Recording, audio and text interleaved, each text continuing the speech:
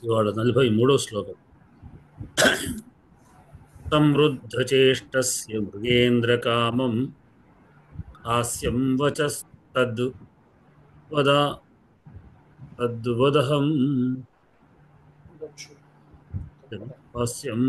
తద్వదహం వివక్షుః అంతర్గతం ప్రాణభృతాం హి వేద సర్వం భవాన్ భావమతోభిధాస్యే. సమృద్ధచేష్టస్య మృగేంద్రకామం హాస్యం వచస్తద్వదహం వివక్షుః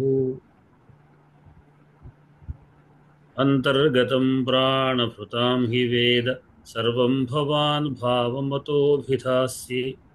తోభినం రెండు భకారభ్యోజయ్ ఒకటే అది.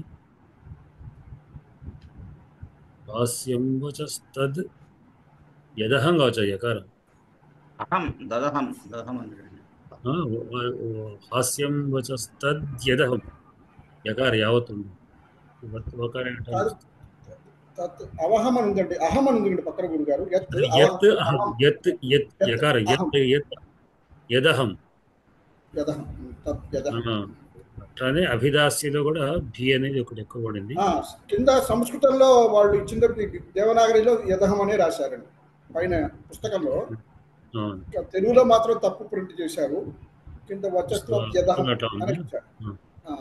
అట్లా ఉందా? కింద పుస్తకంలో కింద యకారం ఇచ్చారండి, పైన మాత్రం ఏమిటా ఇక్కడ ఏమిటి అర్థం కాదేమో ఏమిటా అని చూస్తుంది. ఓకే. సమృద్ధచేష్టస్య మృగేంద్రకామం హాస్యం వచస్తద్యదహం వివక్షుః అంతర్గతం ప్రాణభృతాం హి వేద సర్వం భవాన్ భావమతోభిధాస్యే. ఇంటిలో చదవండి. సమృద్ధచేష్టస్య మృగేంద్రకామం హాస్యం వచస్తద్యదహం వివక్షుః అంతర్గతం ప్రాణభృతాం హి వేద సర్వం భవాన్ భావమతోభిధాస్యే. సమృద్ధచేష్టస్య మృగేంద్రకామం హాస్యం వచస్తద్యదహం వివక్షుః అంతర్గతం ప్రాణభృతాం హి వేద సర్వం భవాన్ భావమతోభిధాస్యే.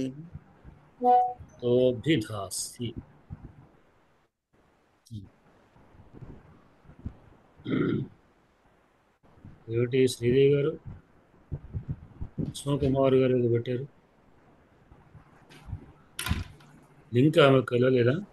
రెండు లింక్ చెప్పండి. ఆమె మొదటి లింక్, రెండు లింకులు ఉన్నాయి కదా, బహుశా రెండో లింక్ చూసింది ఆమె.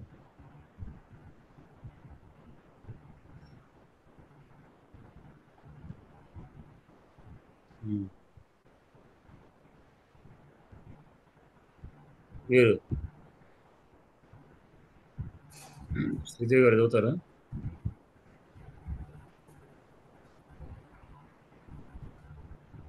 లక్ష్మి గారు గురుగారు చదవండి. సమృద్ధచేష్టస్య మృగేంద్రకామం హాస్యం వచస్తద్యదహం వివక్షుః అంతర్గతం ప్రాణభృతాం హి వేద సర్వం భవాన్ భావమతోభిధాస్యే.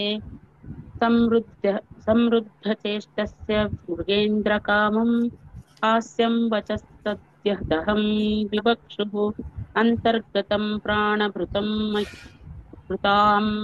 హి వేద సర్వం భవాన్ భావమతోభిధాస్యే.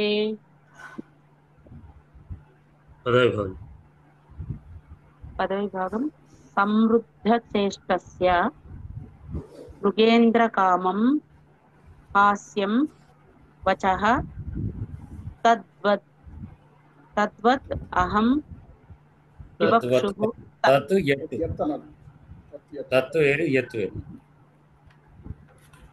తత్ యత్ అహం వివక్షుః అంతర్గతం ప్రాణభృతాం హి వేద సర్వం భవాన్ భావం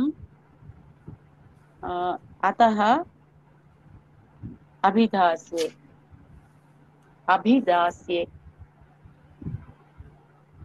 శ్రీదేవి గారు చెప్పండి.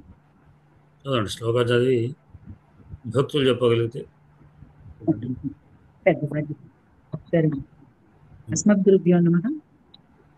సంవృద్ధచేష్టస్య మృగేంద్రకామం హాస్యం వచస్తద్యదహం వివక్షుః అంతర్గతం ప్రాణభృతాం హి వేద సర్వం భవాన్ భావమతోభిధాస్యే. సంవృద్ధచేష్టస్య మృగేంద్రకామం హాస్యం వచస్తద్యదహం వివక్షుః అంతర్గతం ప్రాణభృతాం హి వేద సర్వం భవాన్ భావమతోభిధాస్యే. సమృద్ధ చేష్టస్య సమృద్ధ చేష్టస్య సం చేష్టయోః అబ్బా సమృద్ధ చేష్టస్య శబ్దః అకారాంత పుల్లింగ షష్ఠేకవచనాంతః మృగేంద్ర చేష్టస్య చేష్టయోః చేష్టానాం చేష్టస్య చేష్టయోః చేష్టానాం సమృద్ధ చేష్టస్య శబ్దః అకారాంత పుల్లింగ చేష్ట శబ్దం కాదు, చేష్ట శబ్దః అకారాంత పుల్లింగ షష్ఠేకవచనాంతః మృగేంద్ర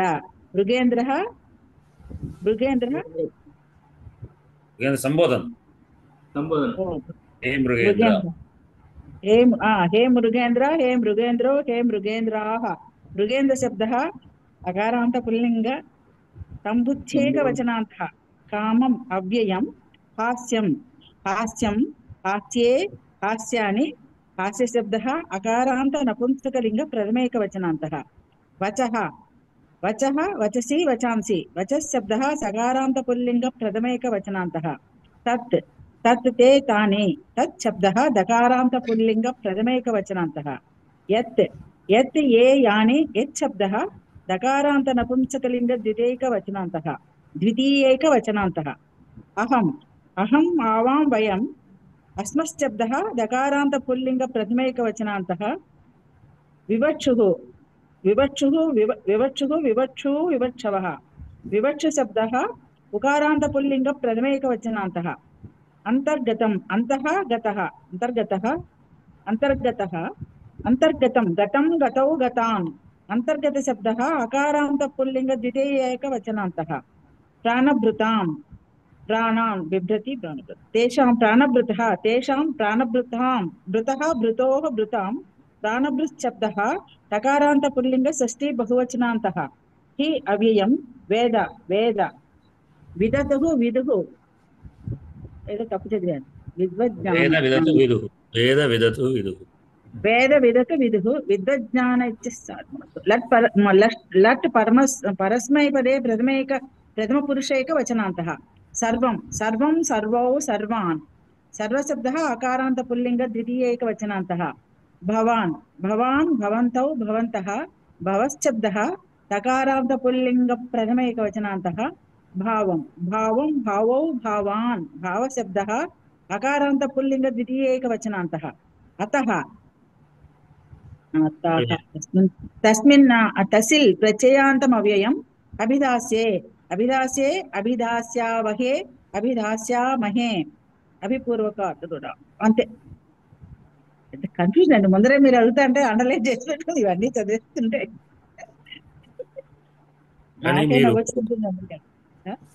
అంటే మీకు ముందుగానే మేము శ్లోకాలు అందిస్తున్నాం. పాపం శైలజ కష్టపడి ముందు ఇస్తున్నారు. అవునవును. తర్వాత పాడడం కూడా నేను చెప్తున్నాను. అంటే ఎందుకంటే ఇంత క్రితం కూడా అడిగారు, పొద్దున్నే పెడితే మాకు చదువుతుంటే సాధ్యం వరకు నేను కౌముది కూడా 6-7 ప్రాంతంలో పెట్టేస్తున్నాను. అంటే దివసం అంతా టైం ఇది ఏమవుతుందంటే, అంటే దీన్ని సొంతంగా చెప్పడానికి ప్రయత్నం చేయాలి. అంటే ఇక్కడ మీరు చదువుకున్నట్టు శబ్దాలు పరిజ్ఞానం ఉంది, మీకు శబ్దాలు తెలుసు కనుక మనం కొంచెం తెలుసుకుంటే మనకు ఐడియాస్ వస్తుంది ఏంటి అని చెప్పి. అభ్యాసం చేస్తే కదండి, ఏం చేయట్లేదు. చేయడానికి కొరకే ప్రయత్నం చేస్తే బాగుంటుంది. సోమకుమారి గారు ఇది లింకులు 2 ఇస్తుంటారు, సోమవారం బుధవారం నాడు. మొదటి లింకు ఒక 30 గంట. రెండో లింక్ తర్వాత వస్తుంది. ఒకరు అన్నారా? ఉన్నారు ఉన్నానండి. నాది బాగా వేధిస్తోంది, అప్డేట్ అంటోంది. మీరు 2 పెట్టడంతో అదవుతుంది. ఒక దాన్ని ముడి చేసి ఒక దాంట్లో మాట్లాడండి. తీసేస్తున్నాను. అందుకే అప్డేట్ పంపాను మొదటిది వేరే చేయమంటుంది, పంపాను. పాస్వర్డ్ అంటుంది, ఏంటంటో చేస్తాను. చాలా రోజులైంది కదా లాగిన్. మీరు అంటే ఆ లింక్లో డైరెక్ట్ అవుతుందో వచ్చేస్తుంది, లేదా పాస్వర్డ్ వచ్చింది లేండి. ఇంకొకటి ఏమిటంటే సోమవారం బుధవారం నాడు కంటిన్యూషన్ ఒకటే ఉండదు, 2 సార్లు మనం ఎంటర్ కావాల్సి వస్తుంది. అంటే ఇప్పుడు 8:40 వరకు ఇది ఇప్పుడు ఉన్నటువంటి 8:40 కాగానే ఆటోమేటిక్గా ఇది ఆఫ్ అవుతుంది. మళ్ళీ మన రెండో దాంట్లో మళ్ళీ 8:40 తర్వాత మళ్ళీ రెండో దాంట్లో ఓపెన్ కావాలి. అది ఎట్లా చూసుకొని ఇప్పుడు 40 నిమిషాల తర్వాత ఇది క్లోజ్ అయిపోతుంది. మీరు కన్ఫ్యూజ్ కాకుండా మళ్ళీ అప్పుడు రెండో లింక్లో క్లిక్ చేయండి. అది అప్డేట్ ఏంటంటో అడుగుతాను, మళ్ళీ సైన్ ఇన్ అంది, పాస్వర్డ్ అంది. అవునవును, పాస్వర్డ్ అంటే చాలా రోజులు వాడకపోతే అట్లా చాలా వస్తుంది. రోజులు ఈ లింక్ లో రావటం లేదు కదా. అంటే మీరు 8:40 కాగా కన్ఫ్యూజ్ అవుతారని ముందుగా పెడుతున్నా. 8:45 కు ఇంకోటి మళ్ళీ లింక్ పంపించండి శ్రీదేవి. ఉంది, ఒకేసారి రెండు పెట్టింది, కొంచెం అలవాటు అయ్యేదా. 2 ఉన్నాయి, దీంట్లో ఉంది, దీంట్లోనే ఉంది. మీరు తర్వాత మళ్ళీ ఓపెన్ చేస్తే కిందకి ఉంది, 2 లింకులు ఉన్నాయి. సరే, ఇప్పుడు ఈ శ్లోకంలో మనకు ధాతు క్రియాపదం ఇది అభిదాస్యే అనే ఉపసర్గకులు ధాయ దృఢాని అంటే ధాయ అనే ధాతు చేస్తే పలుకుట అనే అర్థం వస్తుంది. అభిధానం అంటాం కదా, అభిధా వృత్తి, విధానం అనేటువంటిది. అభిధాస్యే అంటే చెప్పగలను అనేటువంటిది అర్థం. అభిధాస్యే అనేటువంటి ఇది ఆత్మనేపది కనుక ఆటోమేటిక్ ది కర్త అహం వస్తుంది, అంతే కదా. అహం అనేటువంటిది మనకు ఉంది, అహం. ఈ అహంకు అహం అభిదాస్యే. ఏమి అభిదాస్యే, దేనిని అభిదాస్యే?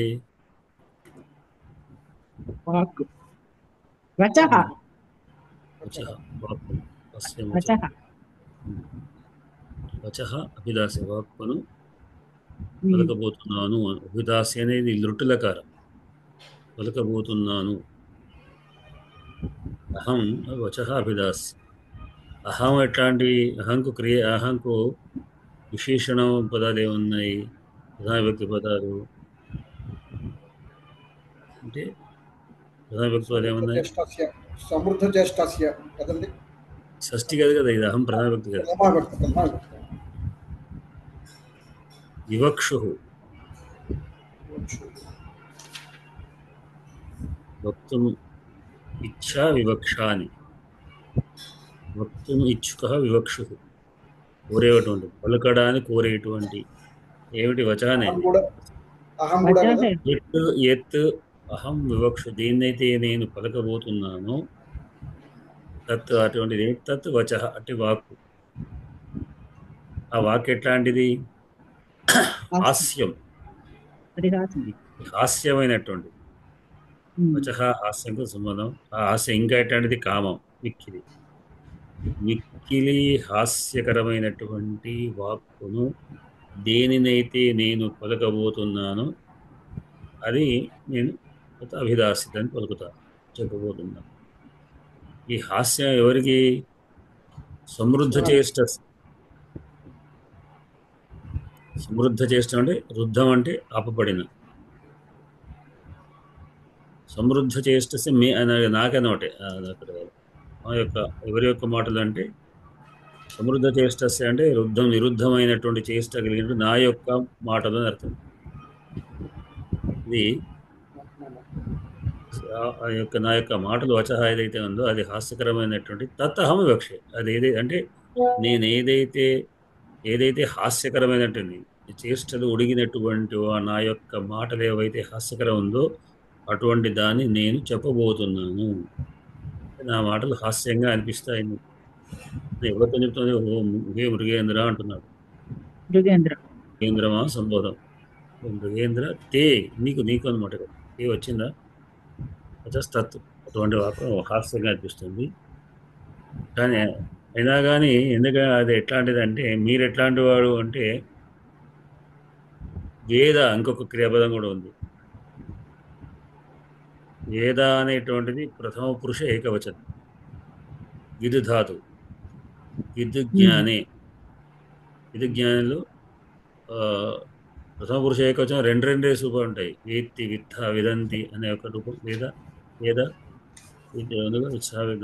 అనేది ఉండట. దీంట్లో అంటే వేద అంటే తెలుసుకుంటున్నాడు.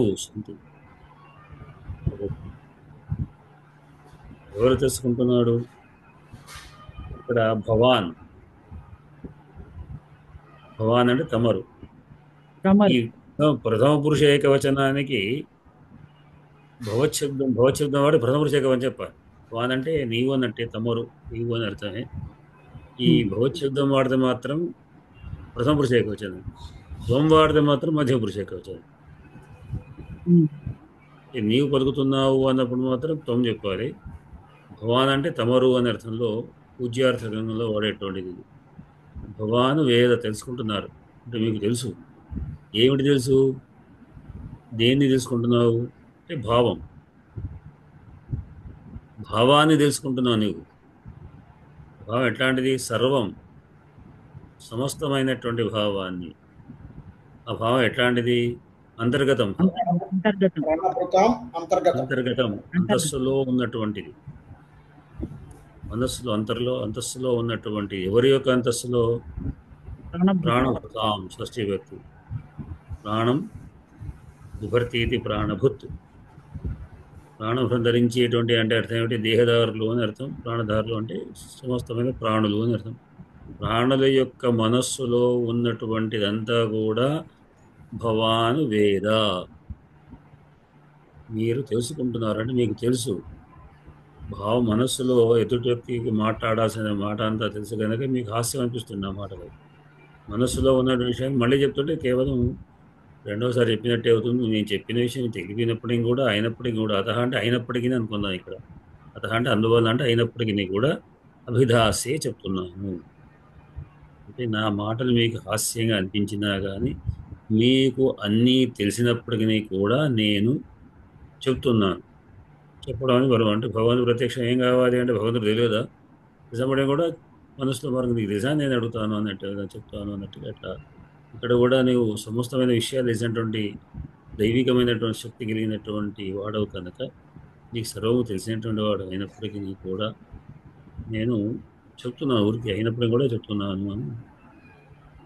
అతహ అంటే అతోపి అని కూడా మనం అతోపి అంటే అయినప్పటికీ నేను వాడతాం జనరల్. అతహాపి, తథాపి, అతహాపి అని అధిపదం లేకపోయినా అనుకోవచ్చు. అయినప్పటికీ కూడా అభిలాష చెప్తున్నాను. ఇది కామం అంటే మిక్కిలి అని కూడా ఉందండి అర్థం. కామం అంటే మిక్కిలి అంటే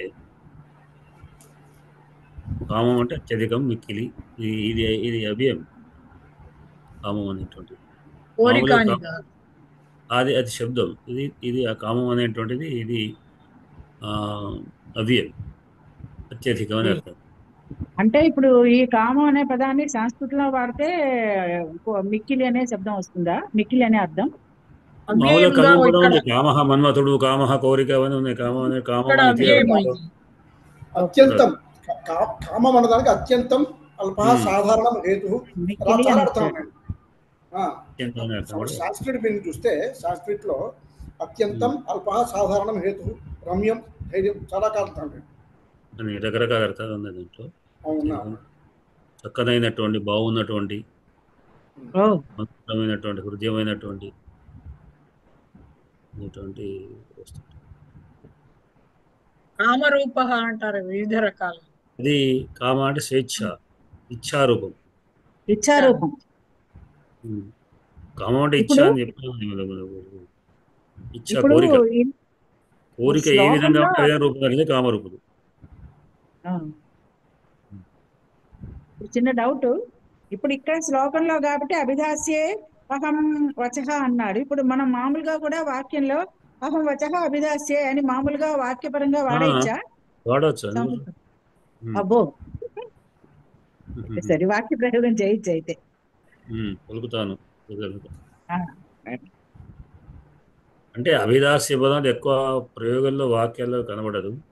అదే ఇంతవరకు చూడలేదు, అందుకే అడిగా. వక్ష్యామి లాంటి పదాలు ఉంటాయి, పలుకుతాను. ఆ,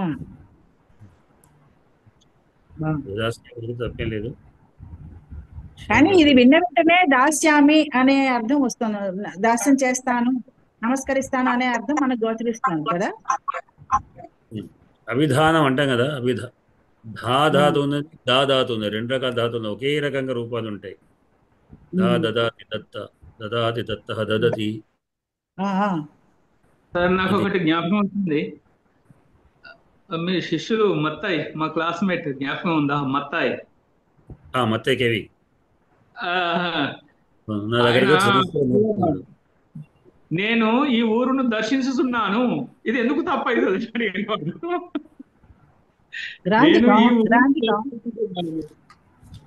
ఆయనే అనేటువంటి ఆయన క్రిస్టియను, చర్చిలో ఫాదర్. మరి ఏంటంటే కేరళ వాళ్ళకి ఆ చర్చిలో చిన్నప్పటి నుండి వాళ్ళకు చర్చి ఫాదర్ అయ్యేటువంటి వాళ్ళకి స్కూల్లో నుంచి వాళ్ళని గుర్తిస్తారు. అంటే మంచి బాగా చదువుకున్నటువంటి వాళ్ళని వాళ్ళకి స్పెషల్ కోచింగ్ ఇచ్చి పంపిస్తుంటారు. మధ్యలో ఇష్టం లేకపోతే పంపించి రిటర్న్ చేస్తారు తల్లిదండ్రులు. వాళ్ళు దాదాపుగా మనం ఇలాగ వైరాగ్య పురుషుల దగ్గర మొత్తం అంతా కూడా చేసేటుంటారు. ఆయనే మిగతా వాళ్ళ క్లాస్మేట్లు అందరూ సంస్కృతంలో ఇష్టపడి, అంటే వాళ్ళు ఇక్కడ ఏం చదువుకుంటామో వాళ్ళే ఇష్టం, అంటే సంస్కృతం చదువుకుంటామని అందరు జర్మనీకి పోయినారట సంస్కృతం పేరట.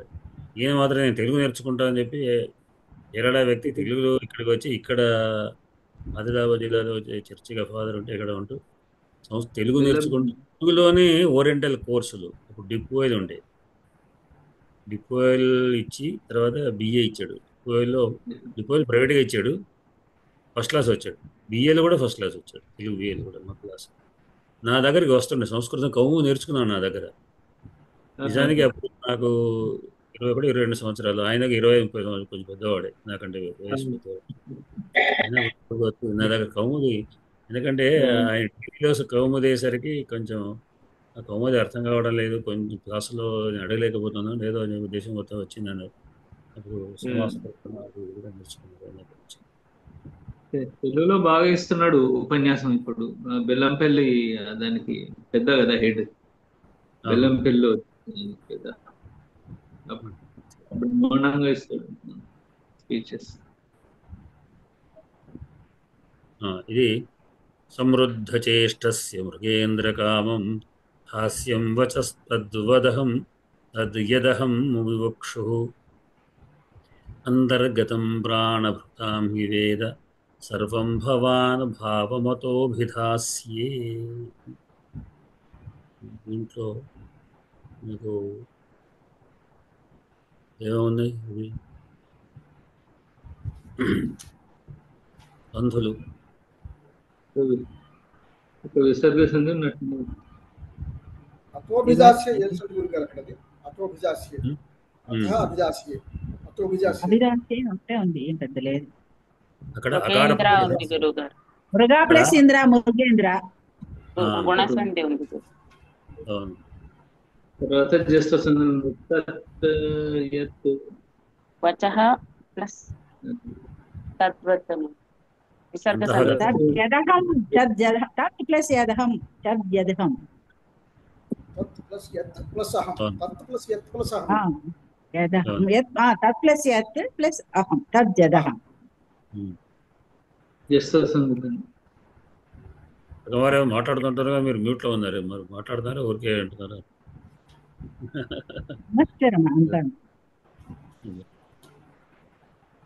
అతోభిలాషిలో అక్కడ పొరపాటు బకారం పడింది, నిజంగా అక్కడ అకార ప్రశ్న ఉండాలి. బహుశా అకార ప్రశ్న వచ్చిందేమో కదా. అకార ప్రశేష ఇచ్చారండి అక్కడ అతోభిజాస్య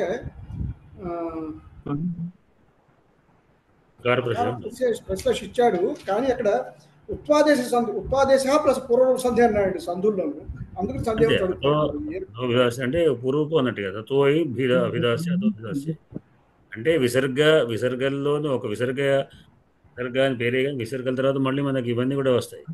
ప్లస్ ఆ, వీటిల్లో అభిదాస్య అంతర్లీనంగా మనకు స్థుత్వము అవి ఇవి అన్నీ వస్తుంటాయి రేఫలకారం అంతర్గతంగా. ఇప్పుడు అతహ ప్లస్ అభిదాస్యే అతోభిదాస్యే అది ఏ సంధి అవుతుందండి? విసర్గమా? విసర్గ ప్లస్ పూర్వపు సంధి. అదే కదా సార్ చెప్పేది సంధి జబర్దస్త్. వస్తుంది. ఏమండి? విసర్గ సంధికి ఎస్ కూడా కలుపుకొని మనం చెప్పాలి. ఒక విసర్గ సంధి ఉండదు. ఆ విసర్గ రేఫగా మారుతుంది, ఆ విసర్గ ఓకారంగా అవును. మారుతుంది, విసర్గ సంధి రేఫ్ అని రకరకాల ఓకారం ఉంటాయి. తర్వాత చూసాం, వస్తుంది, చూస్తున్నాను. వస్తుంది. ఇది రకం వస్తాను. సకార విసర్గలో సకారాదేశం ఉంది, రుత్వం ఉంది, పలు రకాలు ఉన్నాయండి. వచ తద్వత్ వచస్ తద్వత్ అన్న సత్వం వచ్చింది. వచః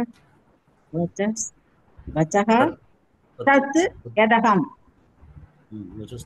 వచస్తద్ అనేసి అది మాకు యాక్చువల్ గా పుస్తకంలో బకారం పడింది, గదహం అని పడింది. మీరు చదివాక పాఠాంతరమేనండి, అది పాఠాంతరమేనండి. పక్కన పాఠాంతరం ఇచ్చాడు, అది పక్కన పాఠాంతరం ఇచ్చాడు. తద్వత్ అదే విధంగా చూడండి, తర్వాత పాఠాంతరం ఇచ్చాడు. ఓకే ఎక్కడ ఇచ్చాడు? మీ పుస్తకం వేరు కాబట్టి. ఇప్పుడు చద్యదహం చద్యదహం అన్నప్పుడు ఏమన్నా అర్థ వ్యత్యాసాలు వస్తున్నాయా భావంలో గాని?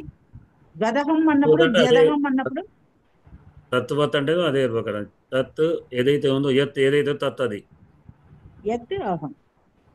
యత్ అహం వివక్షు ఏదైతే నేను పలకాలనుకుంటున్నాను తద్ వచః అహం తద్వచః అహం అవిదాస్య. తద్వచః హాస్యం కామం హాస్య వచః అభిదాస్య అవిదాస్య. అది లేదా మీకు కామం అవుతుంది అని అర్థం. అదే హాస్యంగా అనిపిస్తుంది. అది సహజం కదా, మనం మాట్లాడేది ఎదుటి వాళ్ళకి హాస్యాస్పదంగానే ఉంటుంది ఎప్పుడు. అదే తీసారు.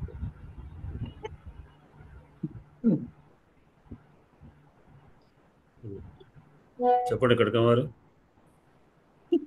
భాష బాగా వచ్చిన అన్ని బాగానే ఉంటాయి, భాష బాగా రాకపోతేనే అన్ని సందేహాలు వస్తాయి. పట్టు లేకపోతే భాష మీద అన్ని కొద్దిగా అంటే ఇక్కడ వినయంగా అంటున్నాడు అనుకుంటా, వినయ భావాన్ని ప్రకటిస్తున్నాడు. చెప్పబోయేది వాడు మీకు వాక్కు మీకు హాస్యంగా ఉన్నా కూడా గౌరవం అని అన్నాం. ఒక నమ్ర భావంతో అంటున్నాడు.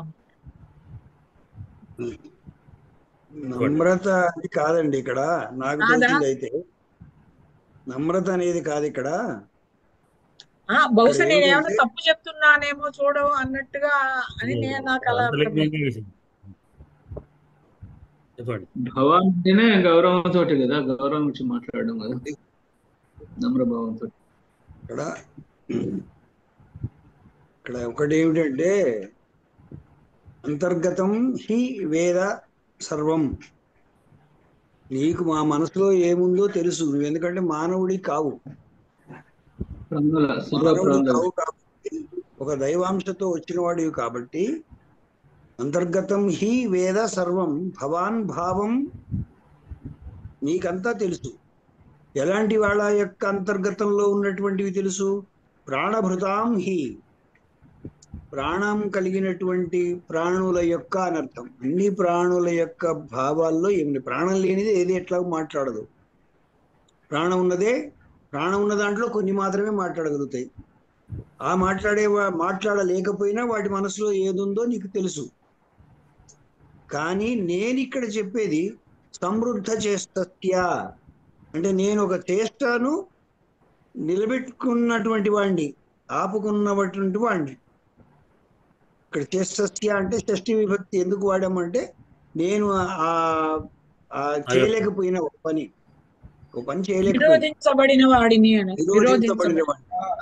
కాబట్టి ఓ మృగేంద్ర కామం హాస్యం అంటే మిక్కిలి హాస్యభరితంగా ఉంటుంది నా మాట నీకు. ఎందుకంటే యత్ తద్ అహం వివక్షు, నీకు తెలుసు, నీకు తెలియంది కాదు నేను చెప్పేది. యత్ తద్ అహం వివక్షు, ఇది అతః అభిదాస్యే, నేను చెప్తున్నాను, అయినప్పటికీ చెప్తున్నాను. నా మనసులో ఉన్నది, అంతర్గతంగా ఉన్నది, అన్ని ప్రాణుల్లో అంతర్గతంగా ఉన్నది నీకు తెలుసు. అయినప్పటికీ నేను అది నీకు నవ్వులుగా అనిపించవచ్చు, కానీ నేను చెప్తున్నాను అని ఆయన. అంటే మీరన్నట్టు గౌరవించడం ఒకటి, నేను ఇది ఇలా చెప్పకూడదు అయినా చెప్తున్నాను, తప్పదు అనేటటువంటి అభిప్రాయం ఇందులో ఉంది. అయ్యా, సర్వం మీకు తెలిసిన వాళ్ళు మీ ముందు నేను చెప్పటం ఏమిటి, ఇది పరిహాసం అన్నట్టు. అట్లాంటప్పుడు అక్కడ హాస్యం అనే పదం అవసరం లేదు. పరిహాసం అని అన్నాడుగా ఆయన. అదే పరిహాసం అయ్యేటటువంటి మాట ఇది. ఎందుకంటే ఇప్పుడు ఇక్కడ చెప్పేవాడు సామాన్యుడు కాదు, ఒక రాజు. ఒక రాజు చేష్టలుడిగిన వాడు. చేష్టలుడిగినటువంటి రాజు అంటే బలహీనుడైపోయి చెప్తున్నాడు అనేటటువంటి అర్థం వచ్చిందండి. ఇందులో షష్ఠీ విభక్తులు చాలా ఎక్కువగా వాడబడ్డట్టు నాకు కనిపించింది. తర్వాత ఇందాక శబ్దరూప సమాసాలు చెప్పేటప్పుడు కూడా చేష్టస్య, చేష్టయోః, చేష్టానాం అంటే అక్కడ షష్ఠి అకారాంత పుల్లింగ షష్ఠి ఏకవచనం చెప్పడం జరిగింది. అలాగే సంబోధన చేసినప్పుడు హే అనేది ఇందులో లేదు నిజానికి మృగేంద్రలో, కానీ మృగేంద్ర అనేటటువంటిది సంబోధనగా గురువు గారు చెప్తేనే మాకు అర్థమైంది, లేకపోతే ఇక్కడ మృగేంద్ర సంబోధన అని అనుకోలేదు. అన్నింటికి హే అని పెట్టాల్సిన అవసరం లేదు. శ్లోకాలు ఎక్కడ కూడా హేనో భోనో పెట్టాల్సిన అవసరం లేకుండానే విభక్తిని పట్టుకొని మనం అర్థం చేసుకోవాలి. కేవలం అవి మాత్రమే ఉంటాయి మనకు.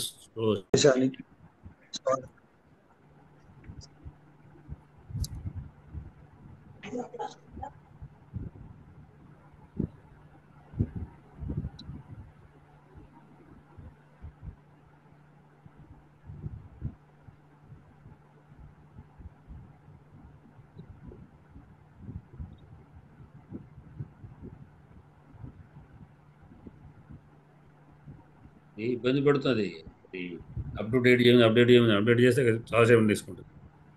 తప్పించుకోవడం కష్టం అవుతుంది. అది మధ్య అప్డేట్ చేయమని ఓపెన్ కాకుండా మళ్ళీ వేరే రూట్లో పోవాల్సి వస్తుంది.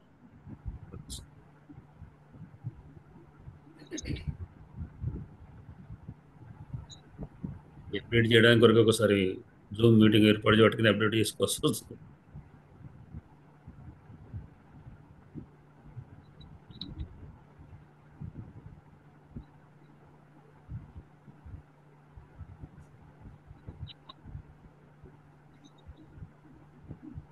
ఇంట్లో లోకాల్లో మనం ఏం చెప్పుకున్నాం,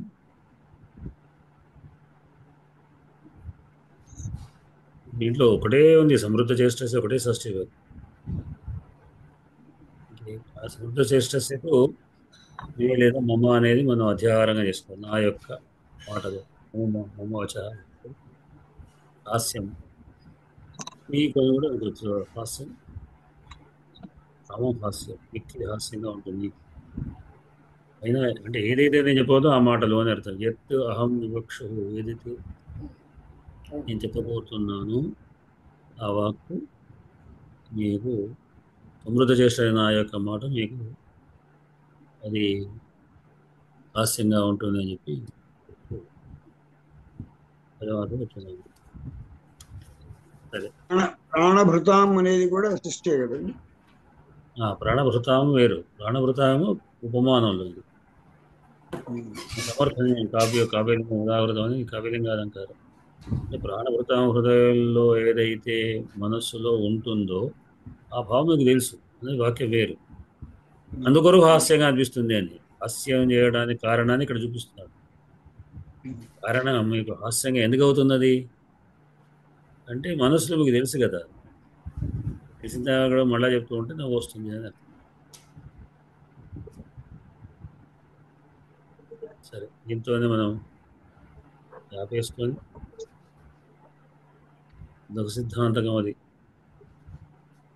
పాఠాన్ని ఇవాళ ఏం చెప్పుకుందాం అనుకున్నా మనం. నిన్న దైవాదేశం అయింది. నిన్న వాంతో ప్రత్యయ కూడా చెప్పుకున్నాం కదా మనం. అయిపోయింది.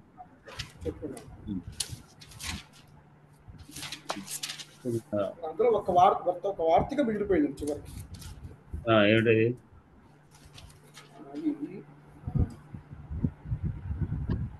వాంతో ఈ ప్రత్యయ సూత్రం అర్థపరిమాణేచ వార్తిక గవ్యూతి. గవ్యూతి దగ్గర అర్థపరిమాణేచ గో ప్లస్ యూత్ అన్నప్పుడు అక్కడ కూడా ఓకారానికి అవు ఆదేశంగా వస్తున్నది చెప్పుకోవాలి.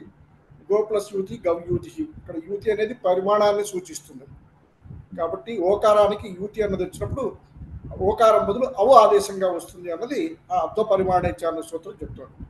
ఇది వాయా ప్రకారం రాదు. అట్లానే వాంతో ఈ ప్రత్యయ ప్రకారం రాదు. ఈ ఎక్కడ యకారాది ప్రత్యయం అనేది ప్రత్యయం కాదు యూతి అనేది.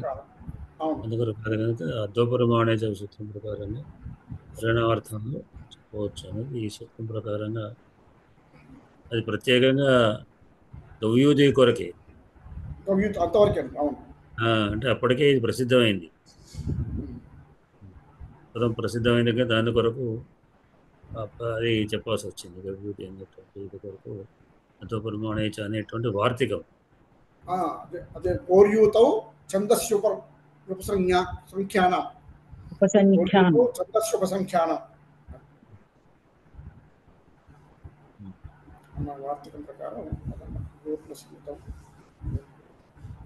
తర్వాత ఇప్పుడు గుణసంధి చెప్పండి. గుణసంధి ప్రారంభించుకోవాలి. గుణసంధి మొదలు పెడదాం. చెప్పండి. మనం ఈ అత్సంధి ప్రకరణంలో మనం చర్చించుకున్న 3వ సంధి. మొదటిది అనాదేశ సంధి, రెండోది యజోజవాద సంధి, ఇది గుణసంధి. మొదటి రెండింటికి దీనికి ఒక రకంగా భిన్నం ఏంటంటే మొదటి రెండింటిలోనూ అది పూర్వవర్ణంలో ఆదేశం వస్తుంది, పూర్వవర్ణ స్థానంలో అనాదేశంలో కానీ లేదా యజోజవాదవాదంలో. కానీ ఇక్కడ మాత్రం ఏకాదేశం వస్తుంది. అంటే ఏకాదేశం అంటే పూర్వ పరవర్ణాలు రెండిట్లోనూ తోసిరాజుని మరొక వర్ణం వచ్చి ఏకాదేశంగా వస్తుంది. ఇది ప్రధానంగా గుణసంధిలో ఒకసారి మనం మొట్టమొదటి ఒకసారి గుర్తు చేసుకుంటే దాని తర్వాత మనం వెళ్ళవచ్చు. గుణసంధి దగ్గరికి వస్తే ఫస్ట్ మనకి అదే గుణ అన్నది చెప్తుంది. ఇది సంజ్ఞాసూత్రం. అంటే సంజ్ఞాసూత్రం అంటే మనకి ఈ గుణం అంటే ఏమిటి అన్నది చెప్తుంది అన్నమాట, దాన్ని వివరిస్తుంది. కాబట్టి ఇది సంజ్ఞాసూత్రం. మనం మొదట్లో కొన్ని చర్చించుకున్నాం. సంజ్ఞాసూత్రాలు, విధి సూత్రాలు, ఆది అధికార సూత్రాలు అనుకున్నాం. అందులో ఈ సంజ్ఞాసూత్రం అదే గుణ అత్ ఏంగ్ అంటే అత్ ఏంగ్ అంటే 3వ సూత్రంలో ఏ ఓంగ్ అని చదువుకున్నాక ప్రత్యాహారంలో 3వది మహేశ్వర సూత్రాల్లో 3వది ఏ ఓంగ్ కదా, అత్ ఏ ఓంగ్. ఇక్కడ ఈ మూడింటిని గుణసంజ్ఞాస్యాత్ అని అంటున్నారు. అంటే ఈ మూడింటిని గుణాలు అని పేరు అన్నమాట. అత్ అంటే ఏమిటి? ఇక్కడ హ్రస్వాకారం. హ్రస్వాకారం ఎలా చెప్పొచ్చు ఇక్కడ మనం? ఇక్కడ కానీ సాధారణంగా అకారం అంటే మాత్రం మనం 18 రకాలు ఉంటుంది అనుకున్నాం కదా. కానీ ఇక్కడ మాత్రం అత్ అంటే హ్రస్వాకారము అని చెప్పుకోవాలి అని ఇక్కడ ఈ సందేశం. అయితే ఈ హ్రస్వాకారమో లేకపోతే దీర్ఘాకారమా అన్నది ఎలా నిర్ణయించాలి అంటే ఈ అదే గుణ అన్న దాని సూత్రం తర్వాతనే మరొక సూత్రం చెప్పారు మనకి. ఏమిటంటే తపర తత్కాలస్య అన్న సూత్రం చెప్పి తపరం చేసినప్పుడు ఏదైనా అచ్చు తర్వాత తకారంగా అచ్చు పరంగా కానీ అచ్చు కంటే పరంగా కానీ తకారం ఉన్నట్టయితే అది అక్కడ తపరం చేసేదాన్ని అక్కడ ఉచ్చారణ ఎంత కాలం నిర్ణయించారో దాని ప్రకారమే హ్రస్వ దీర్ఘాలవి ఉంటాయి. దాని ప్రకారమే మనం హ్రస్వ దీర్ఘాలను గ్రహించాలి అన్నది ఆ సూత్రం తెలియజేస్తుంది. ఇక్కడ అతే గుణ అంటే ఇక్కడ అత్ తకారానికి పూర్వం ఉన్నటువంటిది అకారం, అది హ్రస్వం. ఏంగ్లో మళ్ళీ ఆ 2 దీర్ఘాలే ఉన్నాయి, అందులో హ్రస్వాలు లేవు. కాబట్టి అక్కడ ఏంగంటే 2 దీర్ఘాలు, దీన్ని అక్కడ తెలియచేస్తుంది. కాబట్టి ఇక్కడ అత్ అంటే హ్రస్వాకారము, ఏంగులో అందులో హ్రస్వాలు లేవు కాబట్టి ఏ ఓం, అక్కడ 2 దీర్ఘాలు అన్నది తెలియజేస్తుంది. అంటే ఈ తపన ఉన్నదానికి ముందు ఉన్న వర్ణానికి అర్థం తెచ్చుకోవచ్చు, తర్వాత ఉన్న వర్ణానికి అర్థం తెలియజేస్తాం, దాన్ని సూచిస్తుంది. కాబట్టి ఇక్కడ హ్రస్వాకారానికి హ్రస్వాకారము, ఏ ఓంలు, ఈ మూడింటిని కలిపి గుణాలు, గుణసంజ్ఞ అని చెప్పి అంటున్నారని ఈ సూత్రం తెలియజేస్తుంది. అదేం గుణ అన్న సూత్రం మొట్టమొదటి తెలియజేస్తుంది. సరే, గుణం అంటే ఏమిటో తెలుసుకున్నాము. ఇప్పుడు గుణం అంటే ఏంటో తెలుసుకున్న తర్వాత ఈ అదే గుణసంధిలో సూత్రం ఏమిటి, గుణం ఎలా వస్తాయి, ఈ గుణాలు ఎలా వస్తాయి అన్నది నేర్చుకుంటే ఆద్గుణ అంటే గుణం అంటే ఏమిటి మళ్ళీ చెప్పండి. గుణం అంటే ఏమిటి? ఏ వర్ణాలు గుణము? హ్రస్వాకారము, ఏ ఓంలండి, ఏ ఓం ప్రత్యేక అకారము ఏ ఓలు అంతే. అకారము ఏ ఓం, గుణం గుణం అంటే అకార ఏ ఓలు, ఆ మూడు గుణాలు. ఆద్గుణ అన్న తర్వాత సూత్రం ఈ గుణసంధి సూత్రం తెలియజేస్తుంది. ఏం చేస్తుంది ఇది? అవర్ణాత్ అచ్చిపరే పూర్వపరయో ఏకో గుణ ఆదేశ స్యాత్. అవర్ణాత్ అచ్చిపరే, అవర్ణానికి తర్వాత అచ్చి కంటే అచ్చులు ఉన్నట్టయితే పూర్వపరయోహో అంటే పూర్వవర్ణానికి పరవర్ణానికి కూడా ఏకో గుణం ఒకటే ఆదేశంగా ఏకాదేశంగా వస్తుంది అన్నది ఈ సూత్రం యొక్క అర్థం. దానికి ఏమి ఇచ్చాడు? ఉపేంద్ర, గంగోదకం అన్నది 2 ఇచ్చాడు. ఇక్కడ ఈ ఆద్గుణ అంటే దీన్ని ఆత్ అన్నదాన్ని ఎలా తీసుకోమన్నారు? పంచమీ విభక్తిగా తీసుకుని రెండిట్లోనూ అక్కడ స్థానం చెప్పలేదు కాబట్టి పూర్వవర్ణం పరవర్ణం రెండిట్లోనూ ఏకాదేశంగా వస్తుంది అన్నది అర్థం చేసుకోమని చెప్పారు మీకు అక్కడ. అందువల్ల ఏమిటి సూత్రార్థం ఏమిటి దీనికి?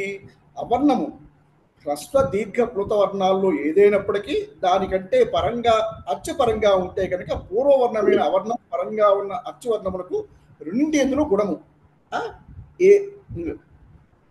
3 ఏకాదశమే వస్తాయి అన్నది ఈ సూత్రం యొక్క అర్థం.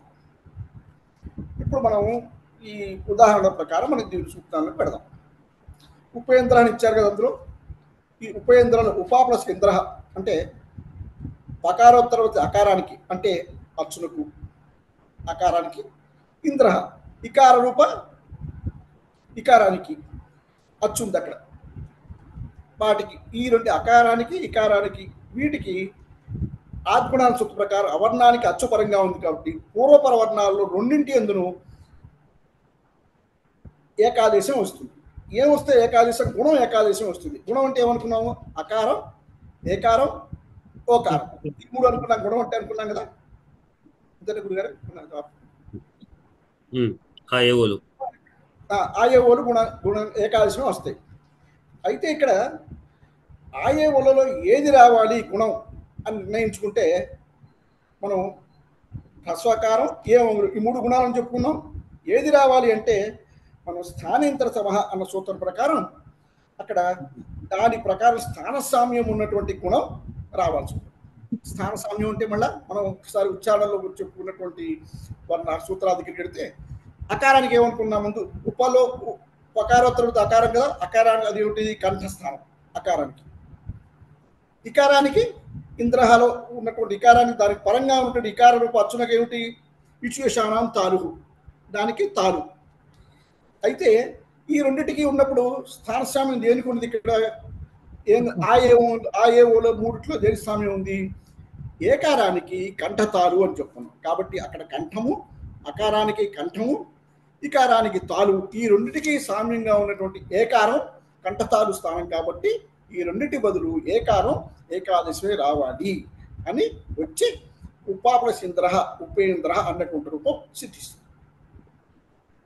ఇది ఇంతవరకు అనుకుంటున్నాను. శ్రీదేవి గారు చెప్తారా? ఇది చెప్పేశారు ఆయన. మరి మీరు చెప్పండి ఒకసారి. కుసుమ కుమారి గారు కొత్తగా వచ్చారు, వారు మళ్ళీ ఒక్కసారి మంచి చెప్తే అర్థమవుతుంది. లేకుంటే ఆమె ఏదో గ్రీక్ లాటిన్ లాగా వింటున్నా. అదే ఇప్పుడు అదే చదువుతున్నాను. ఏదో గ్రీదో లాటిలో ఇంకేదో చెప్పినట్టుగా ఉంటుంది కదా. అంటే విషయం నాకు మీ వంటలో కొత్త కథ కుండలో వినలేదు కదా నేను. ఇది సంఖ్యా ప్రకారం వినకపోతే మనకి కొంచెం ఇబ్బందిగా ఉంటుంది. అందుకు ఇంకొంచెం నేను మీరు కూడా ప్రయత్నిస్తా రెండోసారి చెప్తే కనకదుర్గ ఆమెకి ఇంకోసారి ఏమైనా చెప్తే ఇంకేమైనా స్పష్టంగా క్లారిటీ ఉంటుంది అంతే. అలా అయితే మేము వెనకాలే వస్తాం, మళ్ళీ మళ్ళీ చెప్పించుకుంటాం. సరే, ప్రయత్నిస్తాను. అదే గుణ ఇది సంజ్ఞాసూత్రము. ఏంగ్ గుణాది హస్వ దీర్ఘ ప్లుత కాలములు అవర్ణమునకు 18 ఉన్నాయని చెప్పుకున్నాము. ఈవు అరు అలు వర్ణములు పరముగా ఉన్నప్పుడు పూర్వ పరముల స్థానములలో గుణమే ఏకాదశం అవుతుంది. ఏ ఓ అర్ అల్ అనేవి అత్తనగా హ్రస్వ ఆకారము. సూత్రము ఆద్గుణగా అదే గుణ ఇది ఆదేశ సూత్రము. అకార శబ్దం యొక్క పంచమి విభక్తి షష్ఠి స్థానం తర్వాతది ప్రథమ విభక్తి అవుతోంది. అవర్ణ తచ్చుపరే అనేటట్టుగా. సారీ అండి, సరిగ్గా రావట్లా. అవర్ణ తచ్చుపరే పూర్వపరాలకి అంటే పూర్వపరయో అకార ఏకాదేశము అన్నట్టుగా రస్వాకారము ఆ ఏ ఓలు ఏకాదేశం అవుతాయి. ఉప ప్లస్ ఇంద్ర అంటే అవర్ణము ఇకారం పరంగా ఉన్నది. ఏకారం గుణం ఉపేంద్ర అదేం గుణ అన్నప్పుడు స్థానేంతర తమహ అన్నప్పుడు తపరము తకారము ఉచ్చరించే విధం తత్పరము హ్రస్వం అకారంగా వచ్చేది అవుతుంది. ఇప్పుడు ఈ ప్రకారం మనకి అవర్ణానికి అచ్చుపరంగా ఉండగా పూర్వపరాలకి గుణం ఏకాదశమై వస్తుంది కాబట్టి పరంలోని మకారోత్తరవర్తి అకారానికి ఋతహలోని రుకార రూపానికి అచ్చు పరంగా ఉన్నందున గుణము రావలసి ఉండగా గుణం అనగా హ్రస్వాకారము. అదే గుణ అను సూత్రం ప్రకారము హ్రస్వాకారం ఏ ఓలు గుణములని చెప్పటం వల్ల వీటిలో ఏది వస్తుందని చూస్తే స్థానేంతర తమహ అను సూత్రం ప్రకారం స్థాన సామ్యమైనటువంటి రావలసి ఉన్నందువలన అకారము ఏ ఓ వర్ణములలో అవర్ణములకు మాత్రమే స్థాన సామ్యం అధికంగా ఉన్నందువలన ఆకారం ఏకాదేశం అవటం వలన ఉరన్రపరహ అను సూత్రం ప్రకారము అది మనకి ఇప్పుడు అవసరం లేదు కదా, మేము ఇంకా ముందుకు ఎక్కడికో పోయినారు పోవడానికి. అవునా? అదే తిరిగి పోయినారు మీరు. మొత్తం నేను రాసేసుకున్నాను కదా, అది చదివేస్తున్నాను. అదే రేఫై విడాలే చూస్తున్నాను, ఇక్కడ పోయినారు. ముందు పోవడానికి దుంకేశారు మీరు ఇంకా. మింగేశాను. ఓకే, అదే చెప్పను, నాకు కన్ఫ్యూజ్ అయిపోయింది. ఇక్కడ ఒకే రాసేసుకున్నాను మొత్తం, గుడ్డెది చేలో బట్టి చదివేస్తున్నాను అనమాట. గుణం అంటే ఏమిటి ఫస్ట్ మనం చెప్పుకోవాలి. గుణం అంటే ఏమిటి అంటే అదే సూత్రం. అదే సూత్రం ఏం చెప్తుంది? ఆ ఏ ఓలు గుణం గుణములు హ్రస్వకారము ఏ ఓలు హ్రస్వకారము ఏకారము ఓకారము గుణములు. ఇది ముందు పెట్టుకోవాలి. ఇవి ఎప్పుడు వస్తాయి? గుణం వచ్చేటువంటి యొక్క స్థానం ఏమిటి, ఏ వర్ణాలకు వస్తాయి అని అంటే రెండో సూత్రం ఏం చెప్పింది? ఆద్గుణ సూత్రం. ఇదేం చెప్తుంది? అవర్ణం కంటే, ఇక్కడ అవర్ణం అంటే హ్రస్వ దీర్ఘ ప్లుతాలేవి ఏదైనా కావచ్చు, అవర్ణం కంటే అచ్చుపరంగా ఉంటాయి. పూర్వంలో అవర్ణం ఉండాలి, దాని తర్వాత అచ్చు ఉండాలి. అచ్చులో ఏదైనా పర్వాలేదు. ఈ అకారానికి అచ్చులకు కలిపి గుణం వస్తుంది. రెండింటిని స్థానంలో రెండు తీసివేసి, ఎంతక్రితం చెప్పారో పాడేవాడవారు. ఎంతక్రితమేమో పూర్వ ఎదురుందేదో చెప్పిన సూత్రం ప్రకారం ఏంటంటే నేను ఆదేశాలు ఒక పూర్వవర్ణానికి ఆదేశం వచ్చాయి. ఈ అద్గుణ విశేషం ఏంటంటే రెండు వర్ణాలు తీసేసి వచ్చేస్తుంది. పూర్వపర స్థానంలో వస్తుంది దీన్ని ఏకాదేశం అంటారు. అంటే అకారానికి అచ్చులకు పరంగా ఉన్నప్పుడు ఈ అకారము అచ్చు అంటే అచ్చులు ఏదైనా ఒకటి, ఇవి పొయ్యి ఈ రెండింటి స్థానంలో గుణం వస్తుంది. గుణం అంటే ఏం చెప్పుకుందాం? ఆ ఏ ఓలు గుణం. ఈ అకారం కానీ ఏకారం కానీ ఓకారం ఏదైనా ఒకటి రావచ్చు. ఎట్లా అంటే ఉపా ప్లస్ ఇంద్ర అన్న ఉపాలోని అకారానికి ఇంద్రాలోని ఇకారం అచ్చుపరంగా ఉంది కనుక అకారానికి ఇకారానికి కలిపి గుణం రాదు. గుణం అంటే ఆ ఏవులు కదా. మరి దీంట్లో ఏది రాదు? మూడిట్లలో సెలెక్ట్ చేయాలి. ఏది చేయాలి అంటే అకారం స్థాన సామ్యం పోవాలి మనం. అంటే ఇవి ఎట్లా పుట్టాయి అనే దాంట్లో చూసుకుంటే అకారము కంఠస్థానం, ఇక్కడ ఉపాధ అకారం ఉంది కదా, అకారము ఇంద్రాలు ఇకారం ఉంది, అకారం కంఠస్థానం, ఇకారము తాలు స్థానం, అకారం కంఠము, ఇకారం తాలు. దీంట్లో ఏదైనా సంబంధం ఉందా అంటే ఆ గుణంలో అకారం కంఠం ఓకే. తర్వాత ఏకారం అది కంఠతాలు, ఏకారం అనేది కంఠము తాలు కలిపి రెండు స్థానాలు పుట్టినటువంటి.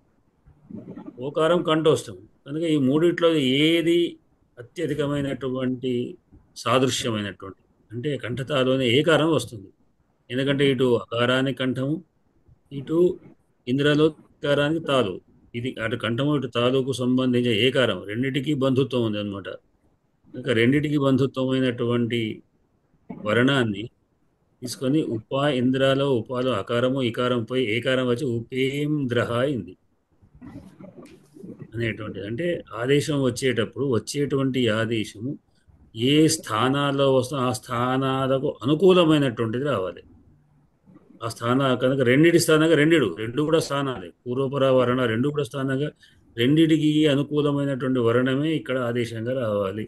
కనుక ఆకార ఏకార ఓకారాలు ఏది ఆదేశం అన్నప్పుడు అకారం ఒక్క కంఠమే, అకారం గుణంలో, కానీ ఏకారం మాత్రం కంఠ తాలు స్థానాలు, ఓకారం కంఠోష్టం, కంఠ ఓష్టం కదా, కనుక అక్కడ ఓష్టం కుదరదు, కంఠతాలు ఉంది కనుక అది మాత్రమే వస్తుంది కనుక ఉపేంద్ర. అట్లానే గంగా ప్లేస్ ఓఘ ఉంది, గంగా ప్లేస్ ఉదకం, గంగా ప్లేస్ ఉదకం, గంగా అనేటువంటి దీర్ఘమైన ఆవరణ ఉంది, దానికి ఉదకం అనేటువంటి ఉకారం ఉంది. గంగా దీర్ఘం ఉన్నప్పటికీ కూడా మనకు దీర్ఘ హ్రస్వాలతో సంబంధం లేదు కాబట్టి, ఎందుకంటే ఉపాలో హ్రస్వకారం ఉంది, గంగాలో దీర్ఘకారం ఉంది. ఏదున్నా అవరణం అనే అర్థంతో ఏంటి, అవరణం అంటే హ్రస్వ దీర్ఘప్లుతాలు ఏవైనా అని అర్థం. కానీ మరి దాన్ని లిమిట్ చేయాలంటే ఏంటి, ఒక రసమే కావాలంటే ఏం చెప్పుకుందాం, తపరస్ తత్కాలస్య సూత్రం ఉంది. అంటే పక్కకు తకారం చేరిస్తే అది మాత్రమే అని అర్థం. అంటే అత్ అంటే హ్రస్వాకారమే, ఆత్ అంటే దీర్ఘాకారమే. అంటే ఎట్లయితే బ్యాంక్ చెక్ మాత్రమే అని రాస్తే ఆ తర్వాత పదాలు తీసుకోదు. 100 రూపాయలు మాత్రమే అంటే కదా ఇంకా అక్కడ క్లోజ్ అయినట్టు. ఉక్త అనేది అట్లా మాత్రమే లాగా దాన్ని క్లోజ్ చేస్తాం. అంటే అత్ అంటే హ్రస్వాకారం మాత్రమే, మిగతా దీర్ఘ హ్రస్వాలు సూత్రాలు రావు. అందుకొరకే అదేం కూడా సూత్రాలు అత్ ఏం అన్నప్పుడు అత్ అన్నప్పుడు సకారం మాత్రమే అని అర్థం, అకార హ్రస్వాకారం మాత్రమే అని అర్థం. కనుక గంగా ప్లేస్ ఉదకం అన్నప్పుడు గంగాలో దీర్ఘమైనటువంటి లేదా అవరణానికి ఉదకం అనేటు ఉకారు అచ్చు పరంగా ఉంది కనుక అకార ఉకార స్థానం ఏం రావాలి అంటే ఓ అనేటువంటి, అంటే ఆ ఏఓలో ఓకారం కంఠోష్టం.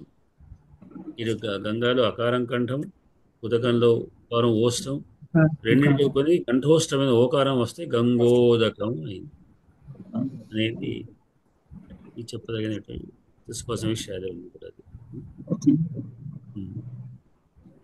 మనం వాడికి పాఠం ఆపేద్దాం, రేపు మళ్ళీ ఒకసారి చరవణం చేసుకుందాం వీటన్ని విషయాలు. సందుల నోట్స్ ఉంటే పెడతారండి, సందుల నోట్స్ ఉంటే పెడతారని శ్రీదేవి గారు ఇంత క్రితం పెట్టాము, మీరు అవి తీసి కాపీలు పెట్టండి. మీరు శేషగిరిరావు గారు పెడతారా? నా దగ్గర సంధి ప్రకరణ ఉన్నది గురుగారు, పెడతాను. ఆమెకు అందించండి. విడిగా ఒక ఫైల్లో నేను పెట్టుకున్నాను. ముందు సంజ్ఞా ప్రకరణంలో ఈ స్థానాల గురించి తెలుసుకోండి, ఏ స్థానంలో ఏం పుట్టాయి అనేటువంటిది ఒకటి. రెండు పెడతాను, సంజ్ఞా ప్రకరణం సంధి ప్రకరణం రెండు పెడతాను. వారికి సంధి ప్రకరణం పెట్టండి. రేపు కూడా ఇప్పుడు వెనక ఇప్పుడు ఈ ఇంతవరకు తెలుసుకోకపోతే ముందు పాఠం మనం తెలుసుకుంటే చాలు. కాకపోతే ఈ ముందు పాఠాలు తెలుసుకునే సమయంలో మనకు ఈ స్థానాలు తెలుసుకొని ఉంటే మనకి ఈజీగా అర్థమవుతుంది. రేపు వృద్ధి సంధి ఉంది, వృద్ధి సంధిలో కూడా వచ్చే ఆదేశం ఏమిటి, ఏ స్థానాలు వస్తాయి అనేది కొంచెం తెలిసి ఉంటే ఇక్కడ మనకు ఆదేశాన్ని సెలెక్ట్ చేసుకోవచ్చు. ఏ ఆదేశ వర్ణం అంటే 4-5 వర్ణాల్లో అక్కడ ఆదేశం 4-5 వర్ణం చెప్తుంది. మరి ఇక్కడ ఉన్న స్థానానికి ఆ 4-5 వర్ణాల నుంచి ఏ వర్ణం తీసుకోవాలి అన్నప్పుడు ఈ స్థాన సామ్యం అని ఒక సూత్రం, స్థానేంతరతమః. స్థాన సామ్యం ఏదైతే మన ఆదేశ స్థానం ఉందో ఆ వర్ణానికి సామ్యమైనటువంటి ఆదేశం తీసుకోవాలి. అంటే ఒక పోస్టుకు ఇంటర్వ్యూ జరగాలంటే అప్లికేషన్ పెట్టుకోవాలంటే ఒక సంస్కృత ప్రొఫెసర్ లెక్చరర్ పోస్ట్ అప్లై వస్తే వచ్చేటువంటి వాళ్ళు దేని ఏమి అంటే అప్పుడు చూస్తారు ఈ పోస్ట్ ఏమిటి, సంస్కృతం. వచ్చేటువంటి వాళ్ళు ఏం పెడతారు, అందరూ ఎంఏలు పెట్టారు. వాళ్ళు MA Hindi, MA Telugu, MA English, MA ఇంకేదో పెట్టారు. కనుక ఈ పోస్టు సంస్కృతం కనుక ఆ వచ్చే వ్యక్తి కూడా సంస్కృతం సంబంధించినటువంటి వాడే ఉండాలి, ఎంఏ తగినటువంటి వాడు ఉండాలి అని నిర్ణయం చేసినట్టుగా ఇక్కడ అకారము ఇకారము, అకారం కంఠం ఇకారం తాదు, ఈ రెండికి సంబంధించినటువంటి ఆదేశం రావాలి. ఆదేశాలు ఏమిటి, ఆ ఏ ఓ 3 ఉన్నాయి. ఈ మూడిట్లో ఏమిటి అయినప్పుడు స్థాన సామ్యం చూసుకోవాలి. సర్టిఫికేట్ చూడడం మనం చెకింగ్లో ఓకే ఎంఏ అంటే అందరు ఎంఏ ఓకే అంటే గుణం ఓకే, కానీ ఇంకా దాంట్లో నిశ్చితంగా పరీక్షించి ఇంకా ఎవరున్నారు, ఇంకా ఒకవేళ ఎంఏ సంస్కృతం వాడైనా ఇంకా దాంట్లో పరీక్షిస్తారు. క్లాస్ వైజ్ కావచ్చు, అంటే డివిజన్ వైజ్ కావచ్చు, లేదా ఇంకేదైనా పిహెచ్డి లాంటిది ఉందా ఇట్లా. అంటే స్థాన సామ్యం, సాదృశ్యం అంటారు, సాదృశ్యతమం అని. అంటే దాంట్లో అత్యధికమైన పోలికలు ఏమున్నాయి, అత్యధికమైన పోలిక కంఠ. ఇప్పుడు అకారం కంఠమే, ఏకారం కూడా కంఠ తాలు కంఠం ఉంది, ఓకారం కూడా కంఠ ఓష్టం, ఇది కంఠమే. కానీ ఈ అకారం ఒక్క మాత్రమే కంఠం. ఏకారంలో కంఠ తాలుత్వం కూడా ఉంది. ఉకారంకు ఓకారానికి కంఠ ఉష్టస్థానం ఓష్టస్థానం. కనుక ఓష్టస్థానం ఇక్కడ మనకు కుదరదు. కంఠ తాలు ఎట్లా ఉంది కదా, ఉన్నదాన్ని తీసుకోవాలి దగ్గర సమయం, కనుక ఏకారం తీసుకున్నారని. కంఠతాలు కంఠోష్టం 3 రకాలైనటువంటి ఉంది. వృద్ధిలో కూడా ఇదే విధమైనటువంటి విషయం వస్తుంది అట్లా. ఇంకా ఇంకొకరు శ్రీదేవి గారు ముందుకు పోయినారు, ఇదేంటి కృష్ణార్థి, అది రేపు మనం దాని మీద ఏమిటి అనేది. ఇంకా ఏమైనా అనుమానాలు ఉన్నాయా మీకు? అదేనా, సరేనా? అందరికీ కూడా శుభరాత్రి. స్వస్తి ప్రజాభ్యః పరిపాలయంతాం న్యాయేన మార్గేణ మహిమహేషాః. బ్రాహ్మణేభ్యః శుభమస్తు నిత్యం. లోకాః సమస్తాః సుఖినో భవంతు. స్వస్తి. శుభరాత్రి.